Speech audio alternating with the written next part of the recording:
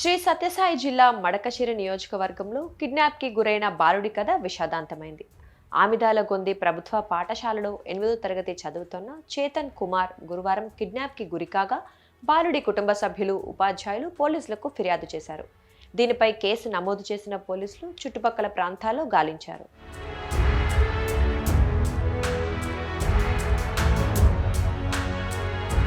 అయితే రాత్రి సమయంలో పిల్లాడి తాతకు ఓ వ్యక్తి ఫోన్ చేసి మీ మనవడు ఫలానా ప్రాంతంలో ఉన్నాడు చూసుకోమంటూ చెప్పాడు. ఈ విషయాన్ని ఆయన పోలీసులకు చెప్పగా పోలీసులు ఫోన్ నెంబర్ని ట్రేస్ చేసి కర్ణాటక రాష్ట్రంలోని పావగడ అటవీ ప్రాంతానికి వెళ్లి మృతదేహాన్ని స్వాధీనం చేసుకున్నారు. పిల్లాడి గొంతు కోసి హతమార్చినట్లు నిర్ధారించి పోస్టుమార్టం నిమిత్తం మార్చురీకి తరలించారు.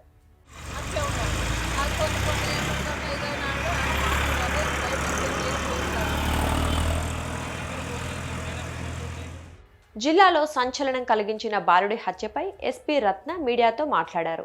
బాలుడి తల్లి చాలా ఏళ్ల క్రితమే భర్తతో విడిపోయి కొడుకుతో కలిసి పుట్టింట్లో ఉంటోందని, ఆమెకు కజిన్ బ్రదర్ అశోక్తో ఆస్తి తగాదాలు ఉన్నాయన్నారు. పిల్లాన్ని అతనే కిడ్నాప్ చేసి చంపేసినట్లు అనుమానిస్తున్నామని నిందితుడి కోసం గాలింపు చేపట్టినట్లు తెలిపారు. అయితే బాలుడిని అశోక్తో పాటు మరొక వ్యక్తి కలిసి తీసుకెళ్తున్నట్లు సీసీటీవీ కెమెరాల్లో రికార్డైన విషయాన్ని మీడియా ప్రతినిధులు ఎస్పీని ప్రశ్నించగా దీనిపై విచారణ చేపట్టిన తర్వాత పూర్తి వివరాలు వెల్లడిస్తామన్నారు.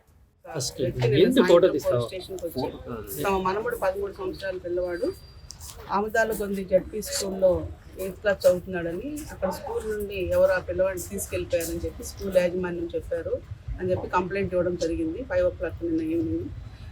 కంప్లైంట్ ఆధారంగా వెంటనే డిఎస్పీ పెనుగొండ వెంకటేశ్వర్లు, ఆయన ఇద్దరు inspector Madakasira urban rural inspectors ఆధ్వర్యంలో టీమ్స్ను ఫామ్ చేసి సర్చ్ మొదలుపెట్టడం జరిగింది.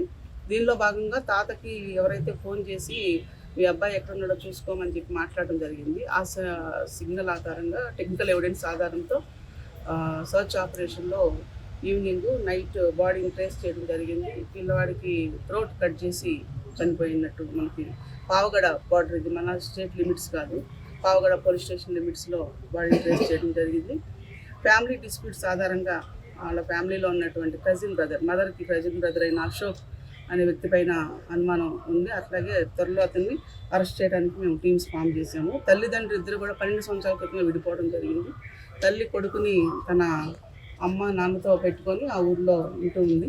సో ఫ్యామిలీ డిస్ప్యూట్స్ ఉన్నాయి వీళ్ళకి. అలాగే ప్రాపర్టీ కూడా వాళ్ళకి పంపకాలు అనేవి ఉన్నాయి. సో కారణాలు ఏంటనేది మనం పూర్తి స్థాయిలో విచారణ చేసి ఎస్టీఓ పెనుగొండ ఆధ్వర్యంలో త్వరలో నేరస్తుని అరెస్ట్ చేస్తాం. అక్యూజ్డ్ పిలిచిపోయేటప్పుడు ముగ్గురు ఉన్నారు కదా వెహికల్ వెనక, ఎవరు చెప్పారు ముగ్గురు ఉన్నారు? సీసీ కెమెరా వెరిఫై చేయాలి. అది నా విజన్ సరిగా లేదు, అది అవునా కాదా కూడా ముందు తెలియదు. సో వెరిఫై చేసుకున్న తర్వాత ఒకవేళ ఉంటే ఖచ్చితంగా మనం అక్యూజ్ తీసుకున్నారు. ఇంకా లేటర్ అరెస్ట్ చేయడానికి ప్రయత్నాలు చేస్తాం.